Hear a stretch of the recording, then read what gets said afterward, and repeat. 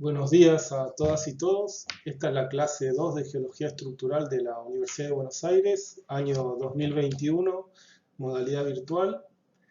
Eh, Voy a pasarles esta clase pregrabada y también la de esfuerzos, que es la siguiente, la 3. Así podemos ir adelantando un poquito. La pueden ver con comodidad cuando a ustedes les convenga. Y en la clase del miércoles próximo, ya ahí vamos a pasar a la teórica 4 y en ese mismo miércoles pueden aprovechar para hacerme consultas sobre esta teórica y sobre la de esfuerzos. Y también les voy a agregar un par de cositas que les quería mostrar, que les quería comentar de esto que son elementos estructurales básicos. Hay un par de herramientas nuevas que yo encontré el año pasado que me gustaría mostrarles, pero eso sí es mejor que lo veamos en una clase virtual, digamos, en una clase donde ustedes estén presentes. Así que el miércoles que viene ya complementamos esta teórica y además voy a responder consultas sobre esta, estructurales básicos y esfuerzos. Bueno, continuemos entonces con esta teórica. En la clase introductoria habíamos visto este diagrama ya, que está tomado de José Cortés, del profesor que estaba antes que yo a cargo de la materia, y decíamos que nuestro objeto de estudio son las estructuras geológicas. Nosotros estudiamos las secuencias ya deformadas y decíamos que el proceso geológico en realidad iba al revés de como nosotros lo estudiábamos. Se había iniciado con una secuencia subhorizontal no deformada, a la cual se le aplican fuerzas y esfuerzos, se produce deformación y tenemos como resultado las estructuras tectónicas que nosotros estamos estudiando. Lo que vemos es que existen sedimentos y rocas con marcadores, es decir, existe, por ejemplo, en el cuerpo original, en la secuencia original, existen niveles sedimentarios que se pueden reconocer. Por ejemplo, acá hay alguna secuencia más fina, más pelítica o limosa, de color más oscuro, y después vemos algunos niveles guía de color más blanquecino, que pueden ser areniscas o carbonatos. Esos ya son marcadores estratigráficos, y seguramente cuando nosotros vemos en mayor detalle acá adentro, nos metemos en estas secuencias, también vamos a encontrar estructuras sedimentarias. Y esas superficies de estratificación y estructuras sedimentarias básicamente se pueden reconocer también en la secuencia deformada. Y es importante porque a nosotros estas superficies, básicamente si la vemos como planos o como líneas en dos dimensiones, son los marcadores que a nosotros nos permiten reconstruir las estructuras geológicas. Y vamos a apuntar un poquito a eso, a ver cuáles son, en primer medida en esta clase, ¿no? Vamos a ver cuáles son esos marcadores que nos sirven para después hacer una reconstrucción geométrica y también algunas terminologías básicas en fallas y en pliegues para que cuando hablemos o cuando estemos discutiendo en las clases se entienda de qué estamos hablando. Y antes de seguir me gustaría repasar estos principios de estratigrafía que están muy sencillitos pero son importantes. Y básicamente lo que estudia la estratigrafía es el ordenamiento de la sedimentación y de los diferentes eventos geológicos y cómo los diferentes procesos de sedimentación y acumulación de secuencias volcánicas y sedimentarias, etcétera, cómo eso se traduce, digamos, en un apilamiento de rocas, básicamente, en afloramientos, ¿no? Y uno de los tres principales principios dicen, principio de la horizontalidad original. Los estratos se depositan siempre de forma horizontal y permanecen horizontales si no actúa ninguna fuerza sobre ellos. O sea, ahí es cuando entramos nosotros, con el proceso de esfuerzos y deformación. Entonces, inicialmente es lo que se ve acá. Las capas inicialmente se depositan de manera horizontal o subhorizontal. Principio de la continuidad lateral. Un estrato tiene la misma edad a lo largo de toda su extensión horizontal. Si yo agarro una capita de esta, bueno, la sigo lateralmente, mientras no se pierda la continuidad, voy a poder asumir que tiene la misma edad. Hay otro principio que yo diría que es también que en general los estratos, además de depositarse de manera horizontal, otro principio sería que si nosotros tomamos un volumen de sedimentos, un estrato que tiene cierto volumen, cierto espesor o potencia, si nosotros lo seguimos lateralmente, va a mantener ese espesor se va a mantener lateralmente, o si hay acuñamientos van a ser muy leves. Eso para diferenciarlo de lo que hablábamos de los estratos de crecimiento, ¿no? Y el principio de la superposición dice, si sobre una secuencia estratigráfica no se ha ejercido ninguna esfuerzos de formación, el estrato más antiguo se sitúa en la parte inferior y el más moderno en la parte superior, ¿no? O sea que un ordenamiento estratigráfico normal va de joven en la base de más viejo en la base y sucesivamente a medida que subo hacia el techo de esos estratos se van haciendo más jóvenes. A menos que sobre esta secuencia yo aplique deformación. Entonces básicamente la idea de esta filmina es esa, es que consideremos cómo son las cosas antes de la deformación, estos principios de la estratigrafía, porque vamos a ver que para las secuencias deformadas tenemos diferentes principios, ¿está bien? Una vez que nos encontramos con una falla inversa o falla normal, vamos a ver que cambian estas cuestiones y bueno, cuando lleguemos a ellas las vamos a recalcar.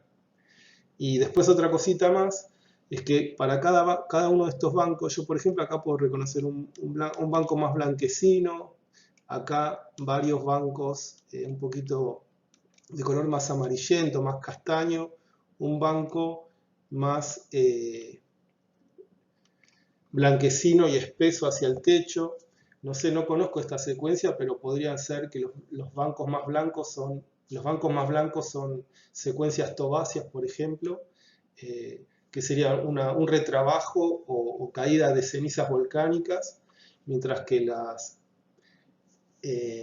las capas más amarillentas pueden ser sin tanta participación volcánica, una secuencia marina o fluvial, no sé. Pero para cada una de estas secuencias nosotros vamos a definir una base y un techo, no secuencia. La secuencia es todo esto. Y cada uno de estos estratos individuales que yo marqué, estos son estratos, y cada estrato va a tener una base y un techo. Una base y un techo. Y después en las filminas que vamos a continuación va a ser importante reconocer eso, la base y el techo de los estratos a partir de marcadores sedimentarios sobre todo, porque de nuevo, esta es la manera en que se depositan, pero después de la deformación todo esto se puede dar vuelta. Entonces la manera de yo darme cuenta si una secuencia ya no está más en su posición original, sino que está rotada a 180 grados, panza para arriba, no sé si panza para arriba, pero patas para arriba, diría yo, sería encontrar esos indicadores de base-techo. En el caso de la estratigrafía, esas superficies de sedimentación, bueno, son súper útiles para dibujar pliegues, para que podamos reconocer la presencia de anticlinales, sinclinales. También cuando esos márqueres estratigráficos se encuentran cortados, ahí nos permiten reconocer superficies de discontinuidad o fallas. Y esto no, cuando nosotros vemos secuencias sedimentarias deformadas, todo esto es muy fácil de determinar si existen buenos afloramientos o buena información geofísica indirecta, pero les aseguro que es muy difícil estudiar, por ejemplo, rocas plutónicas deformadas, grandes cuerpos ígneos. Es muy difícil, hay que hacer estudios de mucho detalle para poder ir reconociendo si están afectadas por plegamiento, bueno, las fallas son a veces más fáciles de observar, ¿no? Y eso tiene que ver, eso es lo que nosotros llamamos, bueno, es la estratificación. Y cuando la estratificación está bien marcada y hay buenos afloramientos, eso nos permite definir claramente qué tipos de estructuras están afectando, qué tipos de deformación están afectando a esa secuencia. Acá lo que vemos en la foto de arriba es un detalle de esta más grande de acá abajo. Acá vemos esta secuencia, es la formación Río Tarde de Patagonia, del Cretácico de Patagonia. Y esta es una deformación que se conoce como intraformacional, por ejemplo, porque solo está afectando a una unidad. Recuerden la primera clase que nosotros estábamos trabajando siempre en diferentes escalas. Esta puede ser una escala más mesoscópica, digamos, y esta puede ser una escala más regional, más grande, donde ya vemos diversas unidades que están afectadas adentro de la deformación. Vamos a ver que entonces es muy importante conocer cuál es la estratigrafía.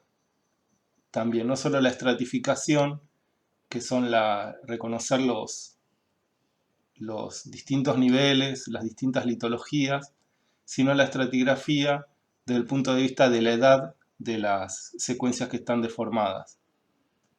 Para poder reconstruir, en este caso, por ejemplo, un sector de la faja plegada y corrida. Otros indicadores que son importantes son aquellos que se conocen como indicador de base techo.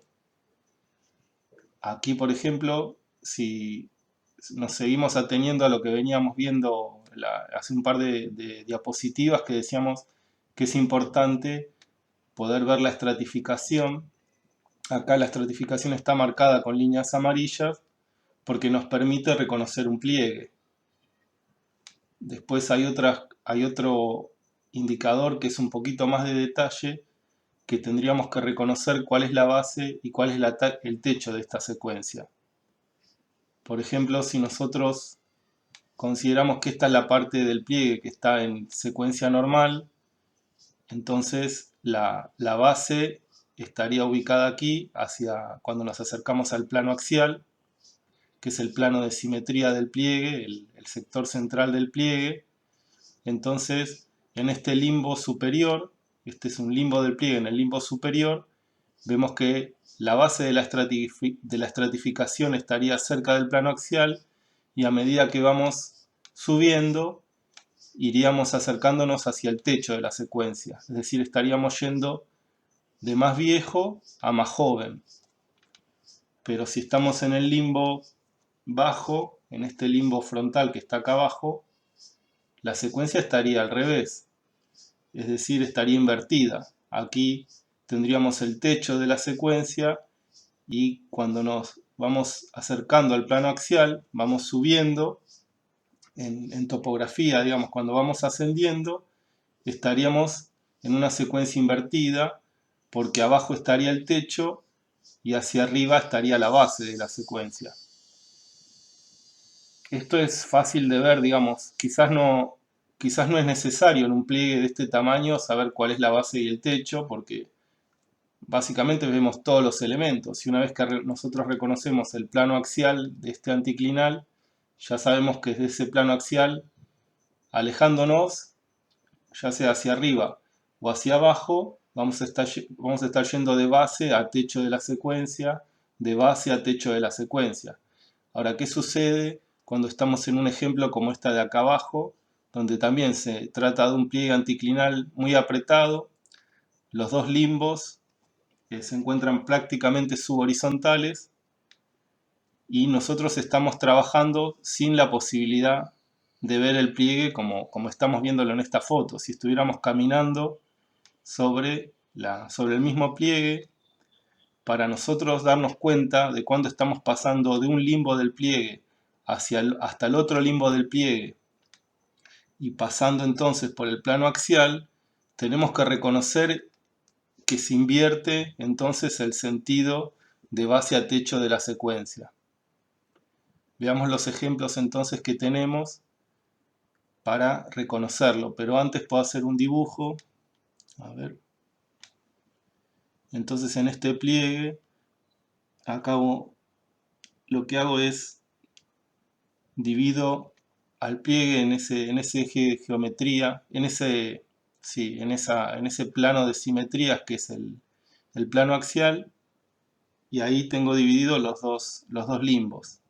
Entonces lo que yo les decía es que si consideramos que los dos limbos del pliegue tienen la misma inclinación, y consideramos que este es el que tiene el limbo que está en la secuencia correcta, nosotros vamos a ir ascendiendo acá de base a techo de la secuencia estratigráficamente. De más viejo a más joven.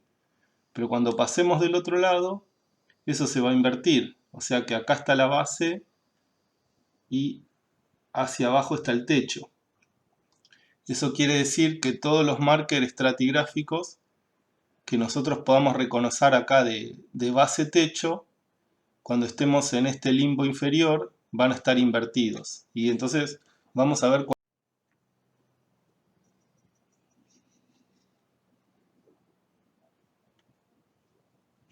Aquí tenemos ejemplos de algunas estructuras sedimentarias que se utilizan para reconocer base techo. Por ejemplo, secuencias entrecruzadas en ambientes fluviales, y la estratificación se hace tangencial hacia la base. Esa estratificación tiene mayor ángulo hacia el techo, y a medida que nosotros seguimos esa línea hacia la base, va disminuyendo su inclinación hasta hacerse casi paralela a la base. Acá tenemos varios foreset y se repite lo mismo. Mayor inclinación hacia el techo, que va disminuyendo tangencialmente hacia la base. Aquí a la izquierda para secuencias fluviales, y acá hacia la derecha en secuencias eólicas. Sucede lo mismo. Mayor inclinación, cuando nos acercamos a la base se hace tangencial.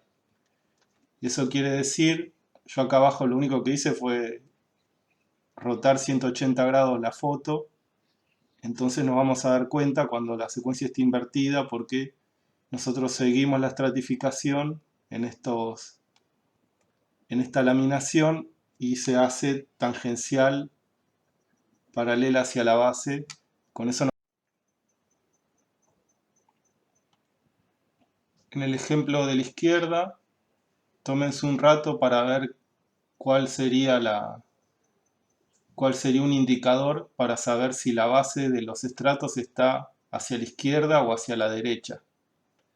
Acá en este otro ejemplo es bastante más sencillo de ver, porque tenemos ya sea estructuras de flujo o de carga en la base de la secuencia, así que es bastante clara que esta es la base y después hacia arriba está el techo, porque tenemos estas estructuras básicamente que nos están indicando muy bien la base. Así que podemos decir que la secuencia está en posición, digamos, de base a techo. Pero acá en el ejemplo a la izquierda, básicamente si no tenemos algún indicador, si no nos encontramos algún indicador estratigráfico, no podríamos saber cuál es la base y el techo de esta secuencia. Bueno, yo por ejemplo,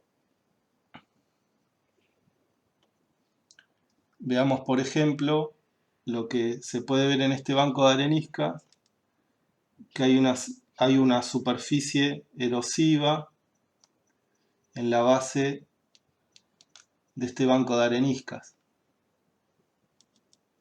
En este caso tenemos la base erosiva, el techo plano,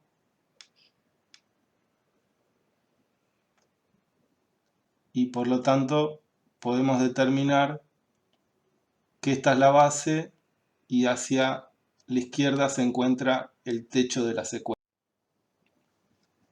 Hay numerosas estructuras sedimentarias que nos permiten reconocer lo mismo. Acá tenemos una descripción, es una tabla con la descripción de cada una de ellas, de las estructuras sedimentarias más importantes, que como estructuras primarias nos permiten conocer cuál es la base y cuál es el techo de la secuencia. Entonces, a pesar de que estemos en terrenos súper deformados, con pliegues muy apretados y recumbentes, estos indicadores nos van a permitir reconocer en qué posición, en cuál limbo de la estructura nos estamos encontrando. Los fósiles, por ejemplo, pueden ser unos marcadores de la deformación muy efectivos. En este caso vemos los belemnites, que tienen una espiga en la cola que se suele preservar en el registro sedimentario. En el caso de acá abajo, en este ejemplo, hubo una extensión de la corteza, acá evidentemente actuó un sistema de esfuerzos extensional, que en la clase introductoria decíamos que se caracterizaba por un sigma 1 vertical, un sigma 3 horizontal, y el efecto final era un alargamiento, una extensión de la corteza, o sea que pasábamos desde un largo inicial determinado a un largo final que era más extenso. Había un aumento en la longitud horizontal. Entonces los belemnites son súper útiles acá porque lo tenemos preservado en oscuro. Estos fragmentitos oscuros son el belemnite original. Y después acá hay un relleno que puede ser de cuarzo, de calcita o de yeso, que fue completando el espacio a medida que se iba extendiendo y rompiendo el belemnite original. Acá, bueno, es todo un proceso que vamos a aprender en detalle, lo que vemos acá, que se llama boudinage, en el cual se encuentra involucrado un tipo de fracturación que se llama fracturas tensionales y una deformación frágil dúctil. Bueno, una serie de cuestiones que vamos a ver en mayor profundidad en la teórica de deformación, pero fíjense algo muy básico, que si nosotros podemos reconocer los fragmentos del belemnite original que acá abajo están pintados en blanco, bueno, el largo inicial de esa secuencia lo podríamos obtener sumando los diferentes segmentitos del belemnite. O sea que si sumamos el largo total de cada uno de los segmentos, vamos a tener la longitud inicial de esta fotografía, y la longitud final, mira, bueno, la longitud final es básicamente lo que siempre medimos nosotros en la naturaleza, ¿no? Lo que tenemos que calcular o estimar es la longitud inicial. Acá esto me lo inventé yo, porque también es para un belemnite, pero nada más como ejemplo, que hay muchos fósiles que tienen una relación de simetría o un ratio entre el ancho y el largo de ese fósil que se mantiene constante. Entonces, en este ejemplo que yo me inventé, en el cual a partir de una longitud inicial eso sufre acortamiento, un elipse de esfuerzos compresivo con el sigma 1 en la horizontal, entonces lo que va a suceder es que se va a hacer el cuerpo que está acá abajo, el belemnite después de deformado, va a aumentar su ancho, va a aumentar su ancho y va a disminuir su largo. Entonces, si esa relación entre ancho y largo es algo fijo en la naturaleza, nosotros vamos a poder notar qué cambió y en qué magnitud, para poder calcular de nuevo cuál fue el acortamiento que sufrió este belemnite y por lo tanto este sector que estamos estudiando. Acá otro indicador, en este caso superficie del terreno, ya en este caso para neotectónica, y nosotros podemos ver acá, para este río, podemos ver lo que son los bancos, las planicies aluvial abandonada. ¿Y qué les parece? ¿Cuál sería, digamos, cuál sería el indicador acá? Si nosotros hacemos un dibujo de la superficie, si nosotros dibujamos la planicie aluvial abandonada, veamos que en definitiva debería ser una superficie con una pendiente continua en la dirección del flujo del río. Sin embargo, acá vemos un resalto. Incluso acá con un poquito de imaginación podemos dibujar una discontinuidad. Básicamente lo que vemos es que el sector río arriba de la planicie aluvial ascendió con respecto a la planicie río abajo. Acá dibujé la discontinuidad, que sería la falla, y por lo tanto esta sería el sentido, sería una falla inversa neotectónica, digamos, de actividad muy reciente, que hizo que este bloque ascendiera. Los marcadores, otros marcadores, dice, bueno, elementos estructurales previos, como pueden ser en este caso un dique. Vamos a tener la próxima teórica, que es de intrusivos como elementos estructurales. Así que aquí podemos ver, tenemos un dique que continúa después de esta superficie de discontinuidad, continúa por arriba. Entonces básicamente estos son indicadores que nos permiten saber cuál es el movimiento de la falla, ¿no? Cuál es el movimiento relativo entre los dos bloques que quedan limitados por la falla. Y en este otro caso de acá arriba, bueno, acá está, dibujo la discontinuidad que es la falla. Y bueno, este es un caso muy particular porque tenemos un clastito que está cortado y entonces esto me permite saber que este bloque bajó y que este otro subió, ¿no? Hago el camino inverso, el movimiento es el inverso al que tengo que hacer para volver a unir los dos bloques en su posición original. Para seguir con la teórica vamos a dividir los tipos de estructuras en dos clases. Las que son fracturamiento o estructuras discontinuas, que pueden ser diaclasas o fallas.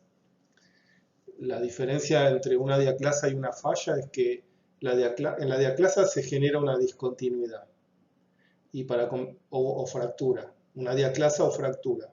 Se genera la discontinuidad. Para hacer una falla tiene que haber un movimiento relativo. O sea, si se fractura y se queda en el lugar, no pasa nada. Es una diaclasa o fractura. Cuando empieza a haber movimiento, ahora vamos a ver una clasificación básica sobre eso, ahí se convierte en falla. Y el caso del plegamiento es cuando, bueno, las estructuras son continuas, los markers son continuos. Entonces, fíjense, vamos a ver esos ejemplos. Acá en el caso de del fracturamiento, o en este caso vamos a ver qué fallamiento, yo encuentro discontinuidades, que básicamente estas discontinuidades lo que están haciendo es cortar los markers estratigráficos, ¿no? Por eso primero definimos el tema de los markers. Entonces si continuamos un marker cualquiera, por ejemplo este de acá, ahí pum, se corta. Vamos a ver, acá hay uno más chiquito, quizás nos va a venir mejor. Fíjense acá que hay uno de color oscuro, que ahí hay una fallita más chiquita que no marqué. Ahí se corta, sigue por acá, se corta, sigue por acá, se corta, sigue por acá abajo. Ese como es más chiquito es más puntual, es más fácil de seguir. A eso se refiere con respecto a las discontinuidades. Y acá vemos que además como están desplazados, ese marker está desplazado, se trata de fallas. En este caso, bueno, son fallas normales, eso me permite diferenciar, es una falla inversa, una falla normal. Como puedo ver que en este caso el bloque colgante está bajando, es una falla normal.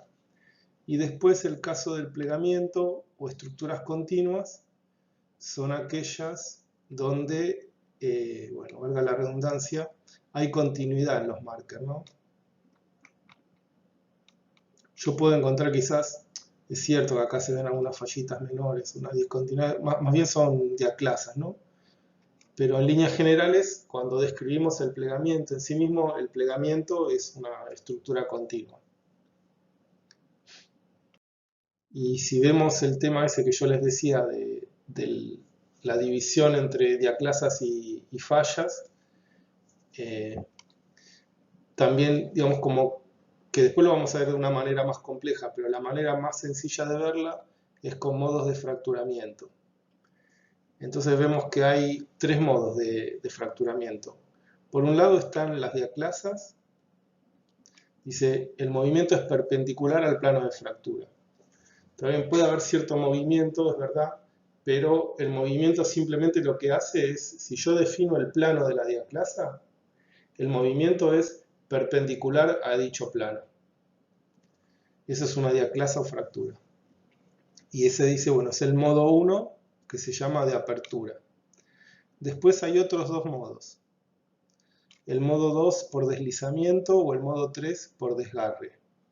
Y en este caso se las denomina fallas de cizalla. Dice, el movimiento es paralelo al plano de fractura. O sea, cuando hay movimiento que es paralelo, los vectorcitos son paralelos al plano de fractura, bueno, lo que decía antes, ahí los markers se van a empezar a desconectar, ¿está bien? Si yo tengo una diaclasa, el marker de última se alejará un poquito con respecto a su hermanito. Pero cuando ya estoy en una falla, ahí sí ya se desconecta, hay un movimiento relativo importante. Y ese movimiento tiene que ser paralelo al plano de falla, ¿no? Y simplemente se diferencian dos como modo de deslizamiento o de desgarre con respecto a lo que se conoce como el frente de propagación. Acá se piensa que, o sea, en este concepto, la diaclasa no se genera al infinito en un solo evento, sino que se va propagando, que es una superficie claramente de discontinuidad, que se va desplazando, va avanzando a partir de lo que se conoce como un frente de propagación. En ese caso, si el deslizamiento el vector deslizamiento es perpendicular a ese frente de propagación, va a ser un modo 1 o deslizamiento. En cambio, si el movimiento es en tijera, con un vector que es paralelo al frente de propagación, ahí hablamos que es de desgarre.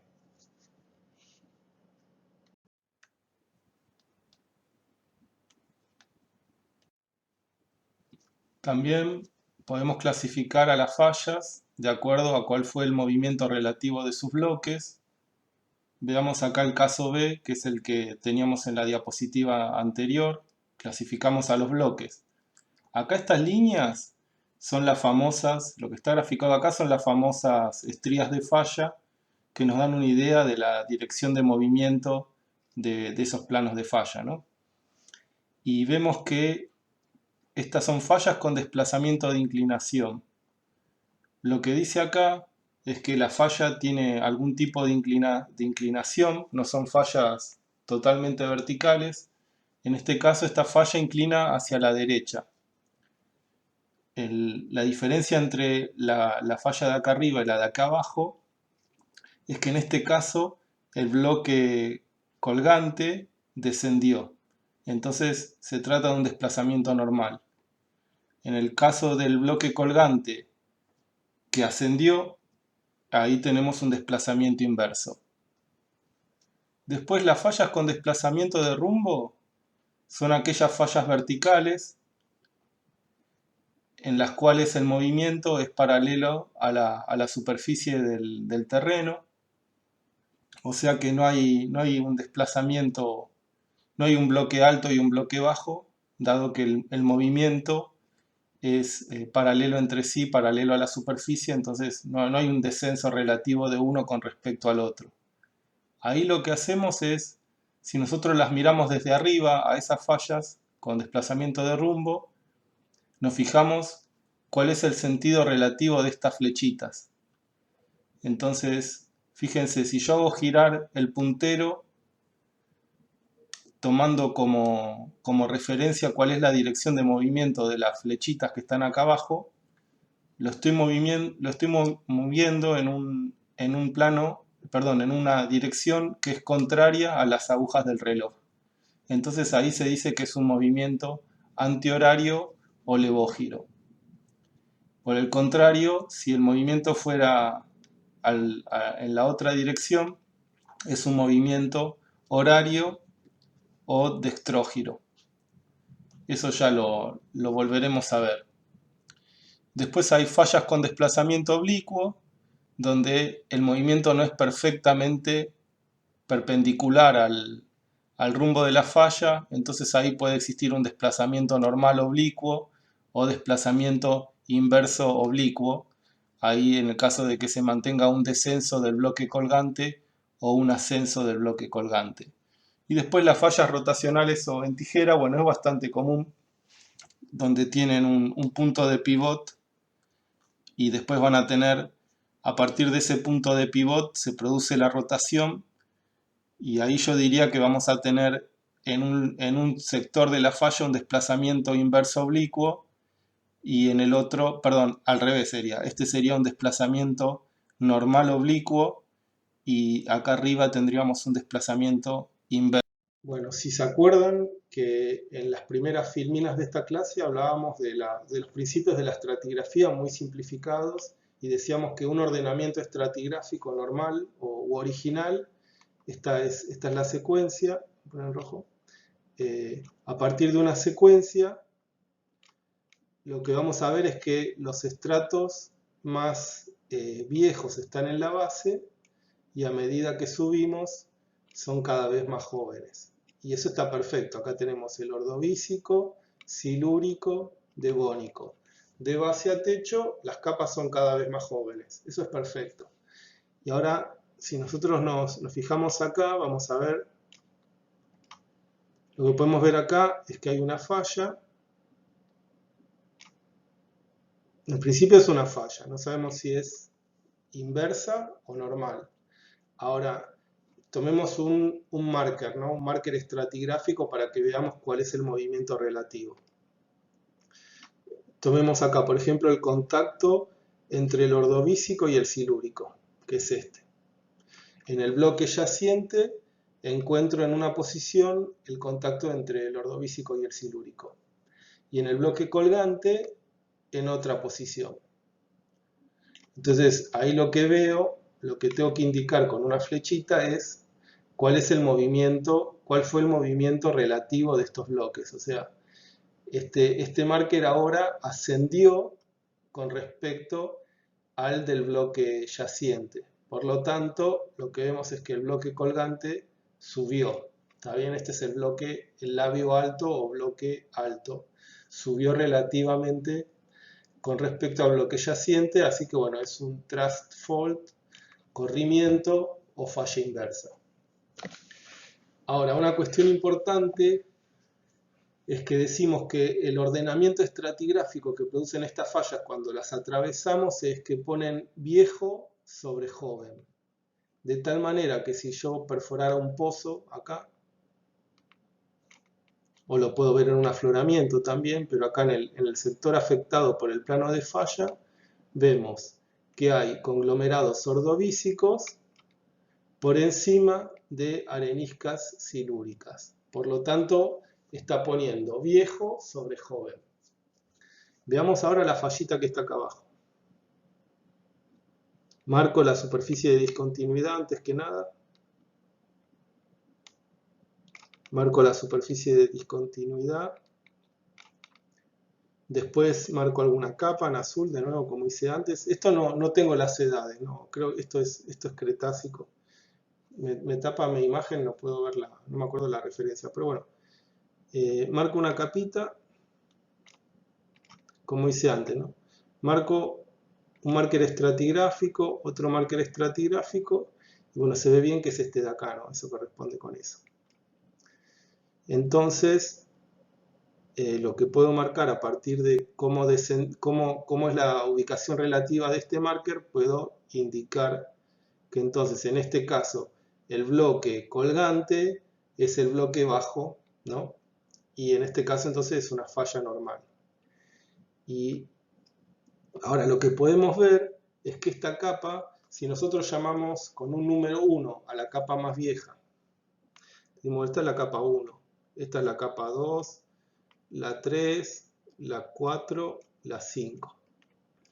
Donde 1 es el más viejo y el 5 es más joven porque ese es el bloque yaciente que no se movió relativamente. Así que ahí, acá está preservada la estratigrafía original, ¿no? Que cumple con esos principios estratigráficos. Vamos a buscarlo para el bloque colgante. Este es el 1, este es el 2, este es el 3, bueno, 4, etc. Lo que vemos es que si nosotros hacemos un pozo a la altura que corta esa falla, lo que vemos es que pone joven sobre viejo. Entonces nos encontramos con esa discontinuidad, ¿no? O sea, si nosotros nos movemos lateralmente, vemos que pasamos del estrato 2, pasamos de un estrato rojo a uno blanco. ¿Está bien? Eso ya nos marca la discontinuidad. ¿Y cómo queda el ordenamiento estratigráfico? Que quedan capas jóvenes sobre viejas en esa discontinuidad. Es una manera de diferenciarlas.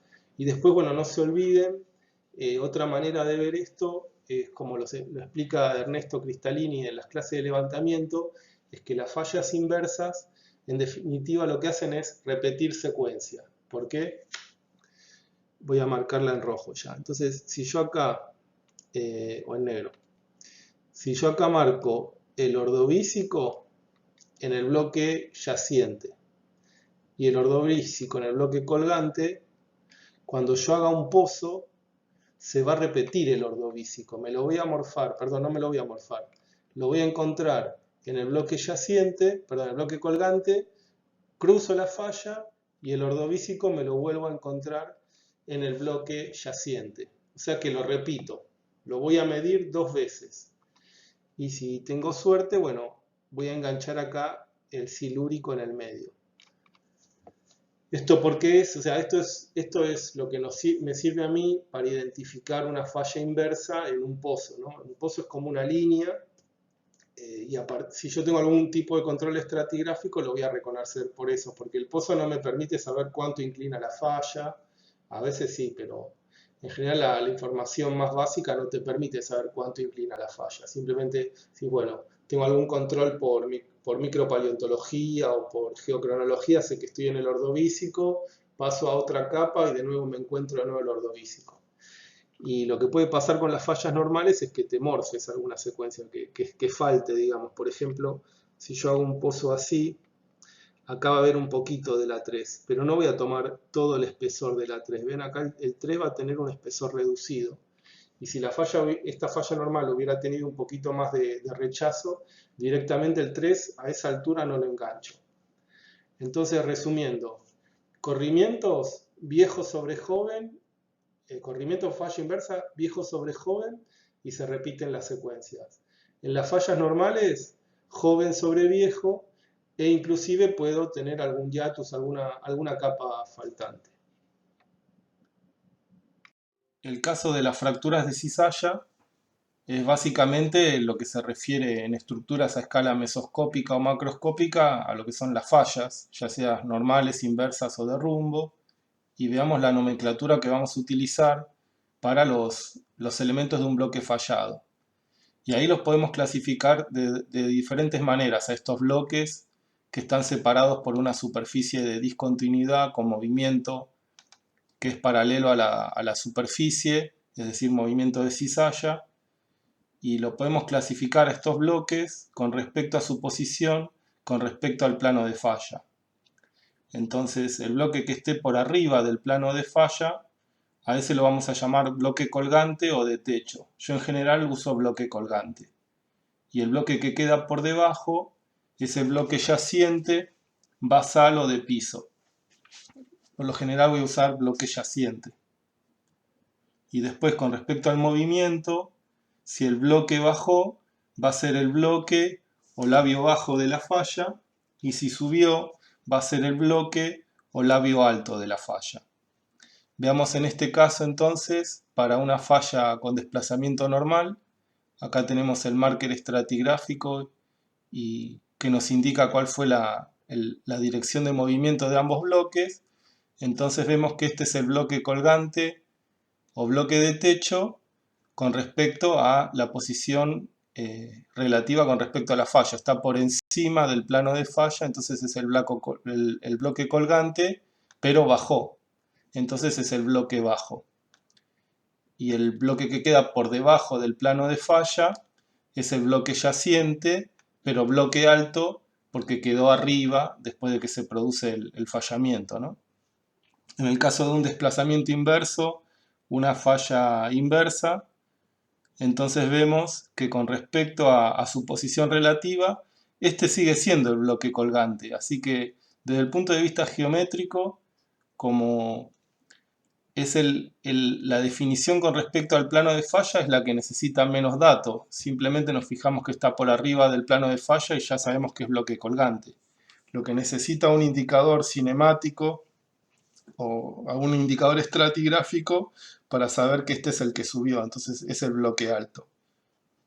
Y después acá abajo, este sigue siendo el bloque yaciente, pero como relativamente se quedó el movimiento relativo entre ambos bloques, este es el que está abajo relativamente, es el bloque bajo.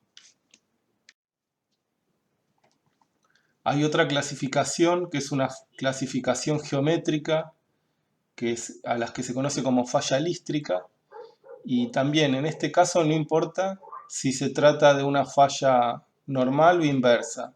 Las características de la falla lístrica es que en superficie tiene mayor inclinación y a medida que vamos a profundidad, progresivamente va disminuyendo su inclinación. Entonces, esta es una falla lístrica normal, con movimiento normal. Tiene mayor inclinación en la superficie y después llega a un nivel de despegue, lo que se conoce como un nivel de despegue, que es una falla subhorizontal, un plano subhorizontal, en el cual queda, se dice, enraizada la falla lístrica. Entonces, veamos el ejemplo de abajo, pasa lo mismo. Tiene una determinada inclinación la falla en superficie, después acá nos acercamos a un punto de pivot donde disminuye progresivamente hasta que se vuelve subhorizontal, en lo que se conoce entonces como superficie de detachment o de despegue de esa falla. Entonces, básicamente el término falla lístrica lo vamos a utilizar bastante en las teóricas también, y de nuevo, insisto que es algo geométrico. Una falla que tiene mayor inclinación en superficie y después se vuelve subhorizontal en profundidad. No importa que se trate de una falla normal o inversa. Y lo que sí ambas, en general, ese nivel de despegue, el nivel de despegue de las estructuras, se lo considera como límite de la deformación. Es una superficie que está a una determinada profundidad, puede ser, para darles un estimado, puede ser entre 5, 10, 15 kilómetros de profundidad, y es una falla subhorizontal en la cual se van enraizando todas las fallas, en este caso inversas, pero sucede algo muy parecido en los sistemas de rift con fallas normales, ¿no? Que es el límite horizontal en profundidad de la deformación. Por encima de ese límite es que se produce el acortamiento o la extensión de las secuencias que estamos estudiando. Este es un ejemplo que les dejo para que lo dibujen y vean qué tipo de... Pueden describir acá qué tipo de fallas están afectando esta secuencia. Se las dejo a ustedes, ya hice algunos dibujitos sobre esta misma foto anteriormente, así que acá les queda para la o el que lo quiera hacer y me lo mandan por correo si quieren.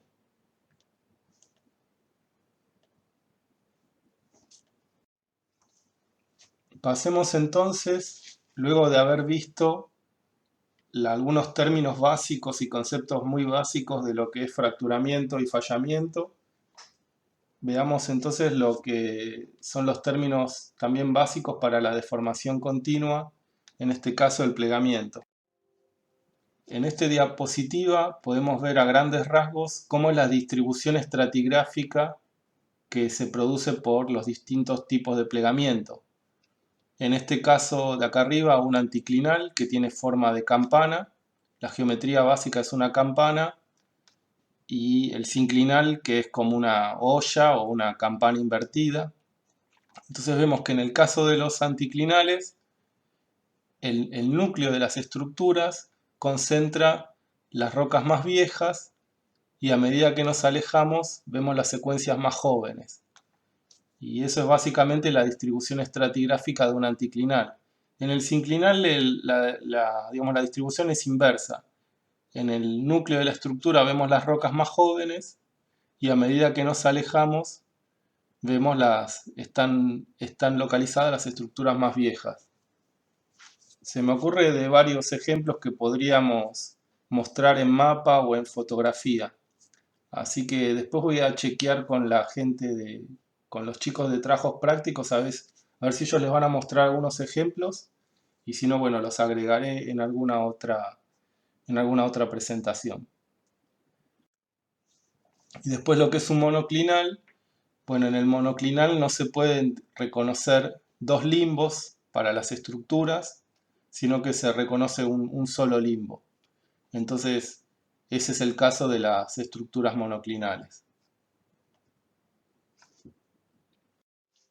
Después hay una serie de elementos que nos sirven para hacer una descripción morfológica de los pliegues.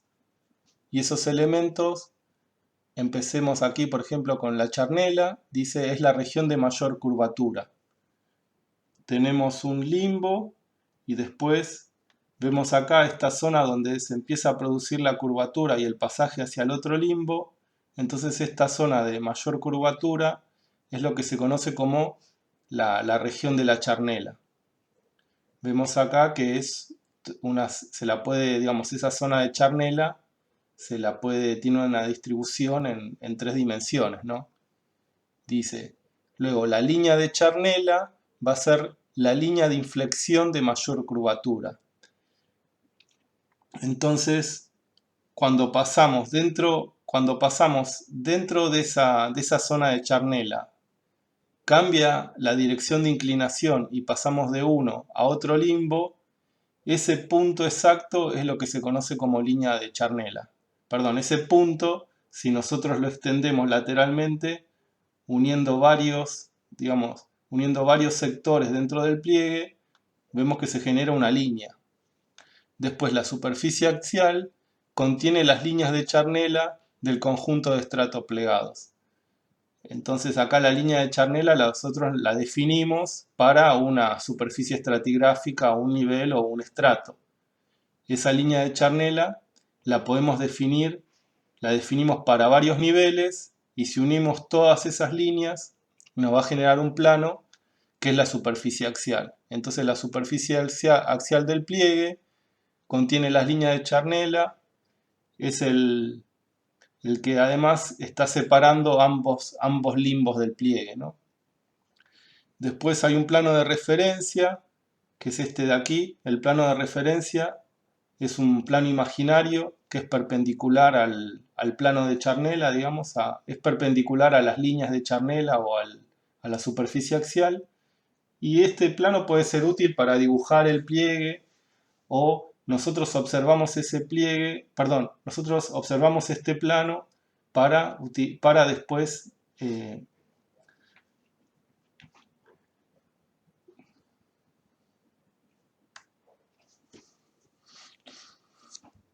perdón, no quería perder lo que dije hasta ahora, así que voy a seguir. Nosotros utilizamos este plano de referencia para medir las inclinaciones, la dirección de inclinación de cada limbo y medir la inclinación de las superficies axiales para las clasificaciones que vienen a posterior. Después la cresta dice donde cambia dirección de inclinación, punto topográfico más alto del pliegue. Eso voy a ver si lo que es la cresta, voy a ver si después les hago un dibujo, porque acá no es fácil de distinguir. Después el eje del pliegue, eso es importante, porque dice, es generador del pliegue, no tiene una posición específica.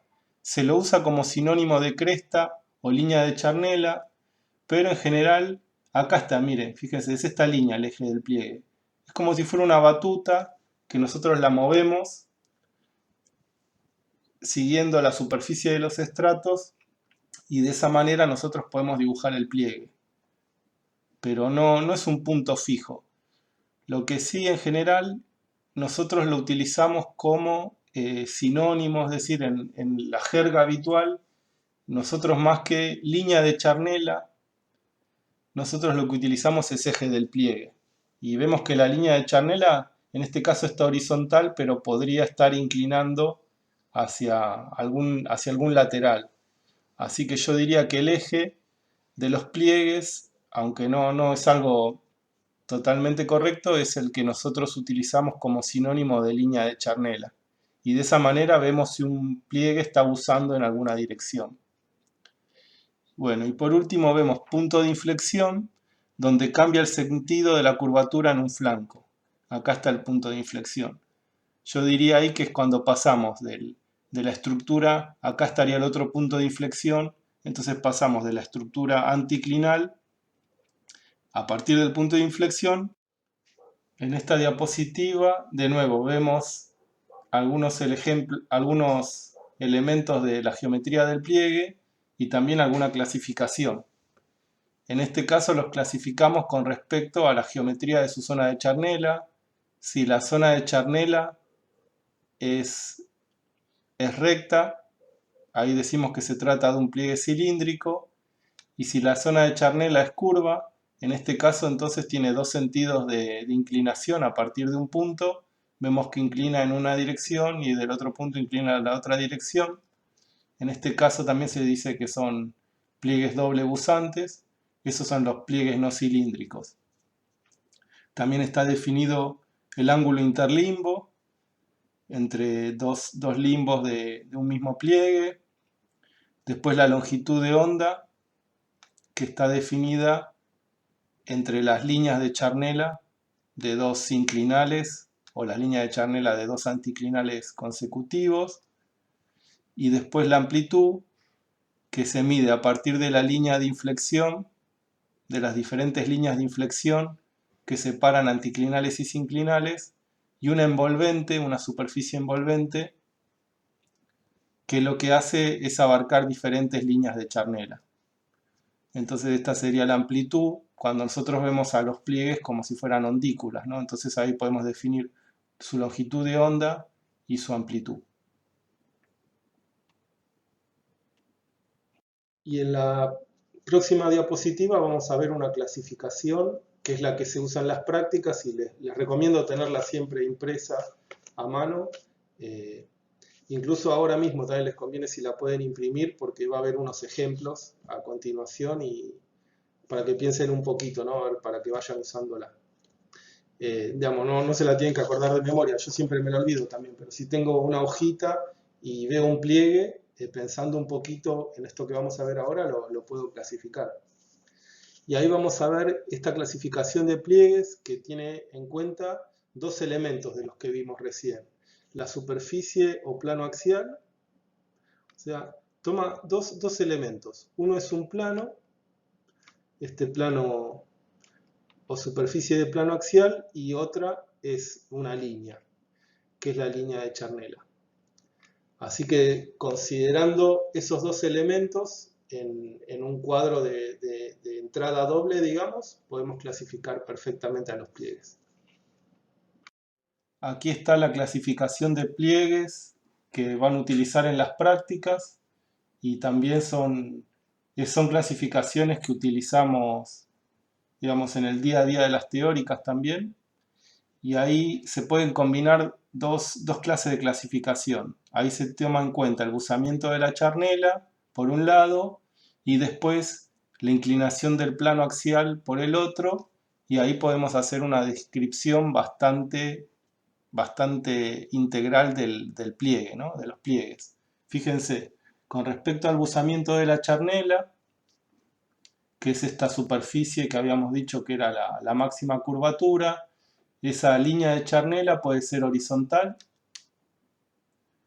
después puede ser suavemente buzante. Acá con respecto a la orientación anterior está como suavemente buzante hacia el sur, o moderadamente buzante, fuertemente buzante o subvertical. Aquí la línea de charnela está vertical o subvertical. Con respecto a la inclinación del plano axial, nuevamente, podemos tener un plano axial que está fuertemente inclinado.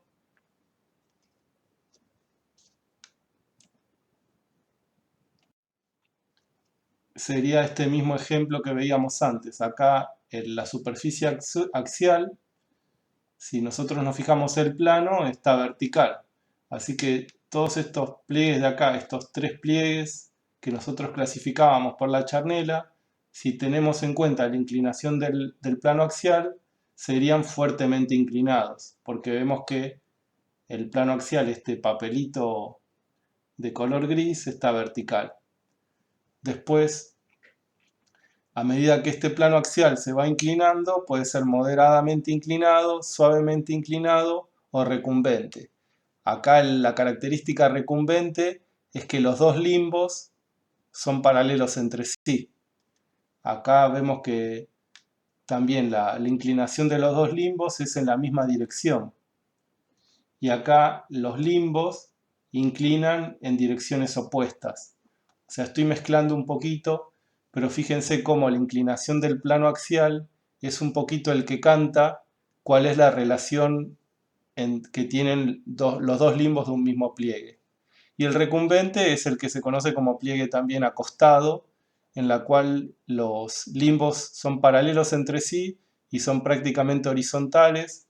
Entonces ahí, para saber en qué limbo me encuentro, es importante que volvamos, viste, a la parte inicial de la teórica, donde teníamos los indicadores de base-techo de las estructuras. Así que las invito a ver esa primer parte, retroceder un poco en la teórica para ver entonces cuál es la característica que tienen los pliegues recumbentes, y que ahí es súper importante tener las direcciones de base-techo para saber en qué limbo estamos de esas estructuras. A ver, por ejemplo, acá si quieren poner pausa y fíjense cómo clasificarían este pliegue de acá abajo. Yo lo que diría es que si tomo como referencia el plano axial que está dibujado en rojo, y sería un plano axial moderadamente inclinado. Creo que eso cantaría bastante la posta. Y la cresta, podríamos asumir que la cresta es una cresta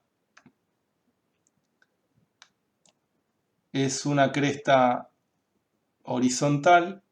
Entonces estaríamos en este caso, en donde la cresta es horizontal, inclinado con respecto al plano axial. Después, con respecto al ángulo interlimbo, los podemos clasificar, esta es bastante fácil, como pliegues suaves, abiertos, apretados o isoclinal. Aquí en el caso de apretado a isoclinal es cuando, o sea, básicamente el isoclinal es cuando los dos limbos tienen la misma inclinación.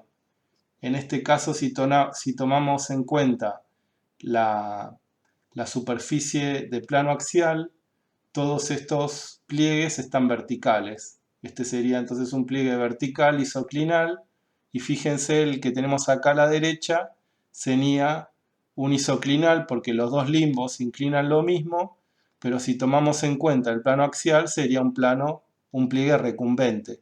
Es un pliegue recumbente isoclinal. Esta es la misma clasificación, con algunos ángulos de interlimbo o interflanco acá cuantificados y su clasificación correspondiente. Es lo mismo, la misma clasificación que veíamos antes. A partir de ahora ya cerramos la clase y vamos a ver unos ejemplos de pliegue. Yo lo que les aconsejo es imprimirse la última clasificación o la dibujan en un papel para poder ir viendo cómo podemos clasificar estos pliegues.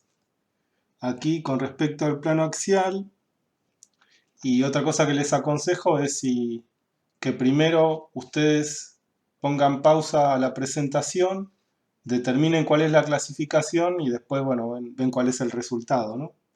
Fíjense, con respecto a la inclinación del plano axial, este es un pliegue subvertical. Con respecto al buzamiento de la charnela, podemos decir que es horizontal, podríamos determinar eso. Y con respecto al plegamiento, es un pliegue suave. Así que este es un pliegue suave de charnela horizontal y plano axial subvertical. Aquí lo que podemos ver es un pliegue. Acá podemos definir dos limbos para un pliegue. Esta es la zona del núcleo del pliegue. Así que tenemos un pliegue con su superficie axial fuertemente inclinada a subvertical, mientras que el buzamiento de la charnela, podríamos decir que buza muy poco, que la charnela es horizontal, y lo que sí, con respecto a la inclinación de los limbos, o la relación entre el ángulo interlimbo, es muy apretado a isoclinal. Los dos flancos inclinan o están a subverticales a levemente inclinados hacia la derecha en este caso. Bueno, esta es una vista aérea oblicua, también está muy interesante. Fíjense que con respecto a la charnela tenemos una clara dirección de inclinación de la charnela, o sea que es un pliegue que es buzante hacia el norte, por ejemplo. Si yo me invento hacia dónde inclina, es un eje cilíndrico porque veo que la charnela es recta y buzante hacia el norte. Después, con respecto al plano axial, yo diría que inclina un poquito, está fuertemente inclinado el plano axial hacia lo que sería el oeste, con esa referencia que yo utilicé. Y después sería apretado, no sé si es un pliegue apretado, acá no tengo la clasificación, pero es un poquito más que suave, ¿no? Con respecto al ángulo interlimbo. Y después, ¿qué más? Con respecto a al buzamiento de la charnela, que decíamos eso, puede ser una moderadamente buzante la charnela hacia el norte. Aquí otro ejemplo, también un pliegue cilíndrico con la charnela recta que inclina hacia el sur en este caso. El plano axial podría ser fuertemente inclinado a su vertical. La charnela buza suavemente la charnela buza hacia el sur en este caso. Después otra cuestión importante es que fíjense que una vez que acá es muy fácil determinar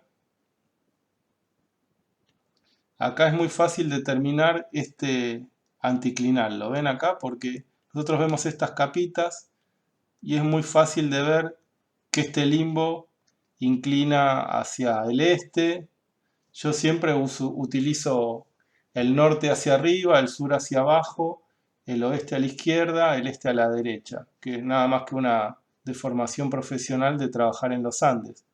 Pero acá se ve muy bien cuál es la actitud de los limbos de estas estructuras.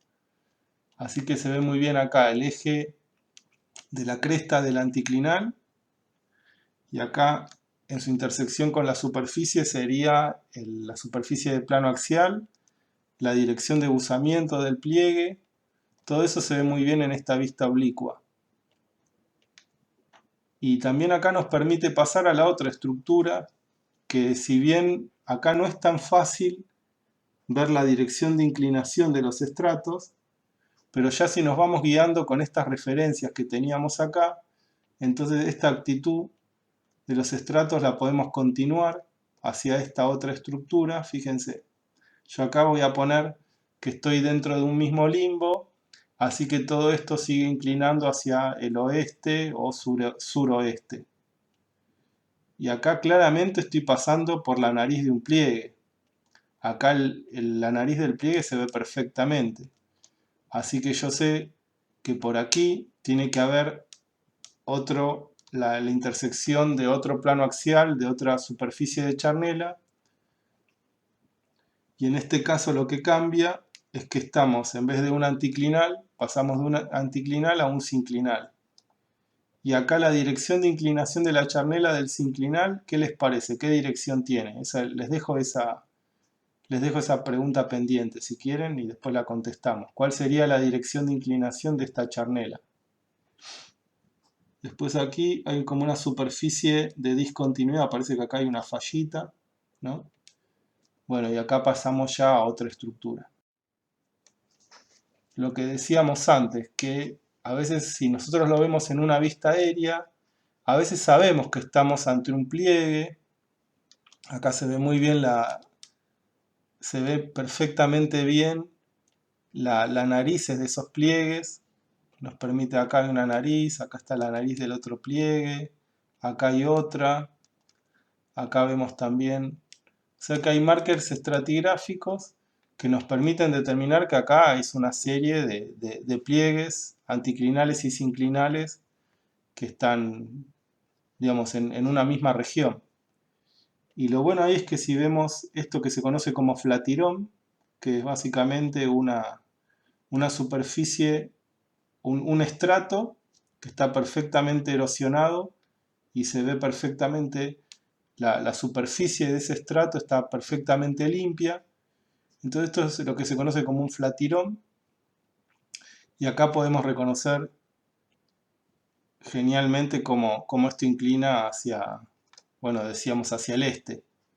Entonces ya si sabes cuál es la dirección de inclinación de uno de los limbos, acá tenés la cresta de la estructura, acá estoy marcando el eje o la superficie de la charnela.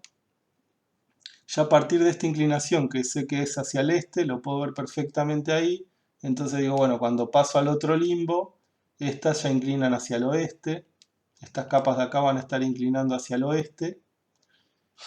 Y tengo entonces que esta es la superficie de charnela. Puede ser también un pliegue cilíndrico inclinando hacia el norte.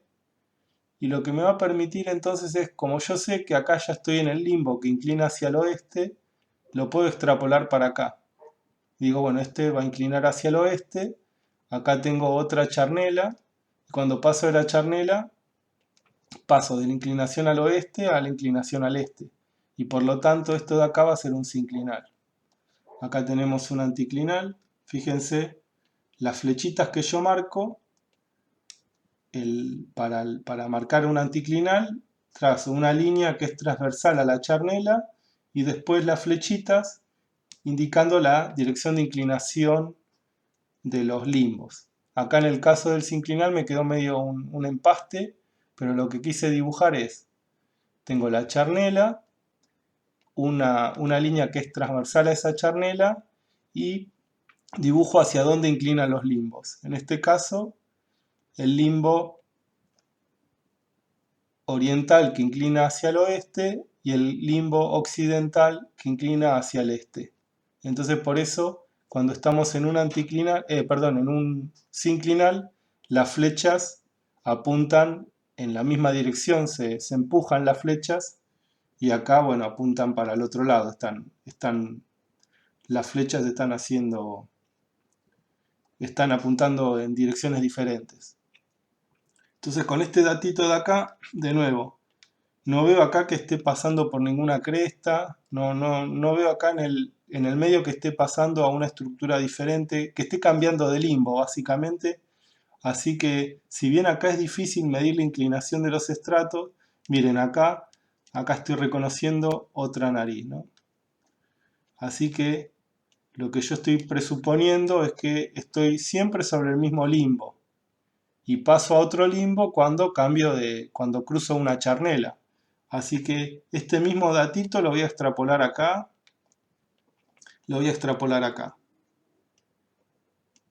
Así que cuando dibujo este pliegue, sé para dónde inclinan los limbos, pongo la dirección de inclinación del limbo, ahí está. Como paso de charnela, el otro limbo tiene que inclinar en dirección opuesta y acá entonces ya sé que estoy metido en un sinclinal.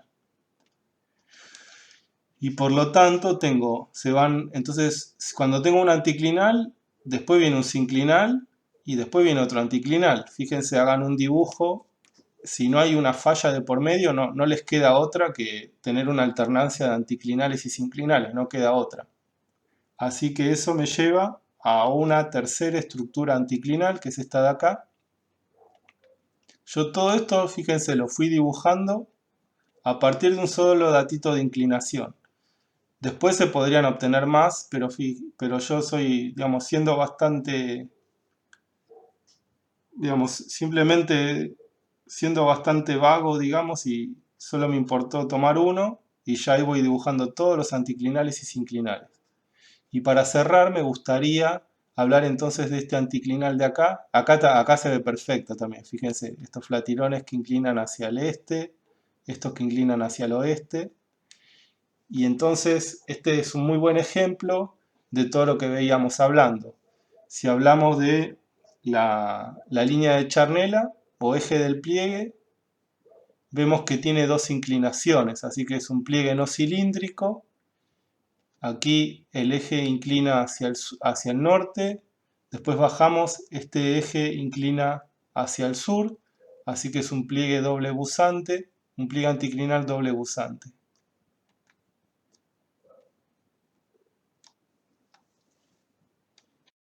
Bueno, y con esto cerramos la teórica.